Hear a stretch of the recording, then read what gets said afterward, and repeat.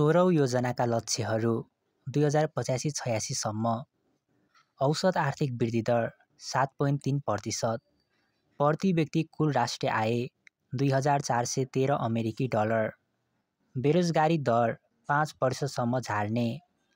गरिबी मुनि रहेको जनसङ्ख्या 12% पुर्याउने। मानव विकास सूचाङ्क 0.650 पुर्याउने। जनसङ्ख्यासम्म इन्टरनेट पहुँच 90%। नेपालीको अपेक्षित आयु 73 वर्ष। औसत निर्वाचन मतदाता सहभागिता 85% पुर्याउने। लैङ्गिक असमानता सूचाङ्क 0.225 पुर्याउने।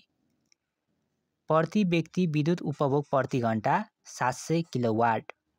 राष्ट्रिय परिचय पत्र नम्बर प्राप्त गरेका नेपाली नागरिकको सङ्ख्या 90% पुर्याउने लक्ष्य लिएको छ। महिलाको नाममा घर वा घर-जग्गा दर्ता गरेको 35% पुर्याउने लक्ष्य लिएको छ। राष्ट्रिय योजना आयोगका अध्यक्ष प्रधानमन्त्री हुन्छ।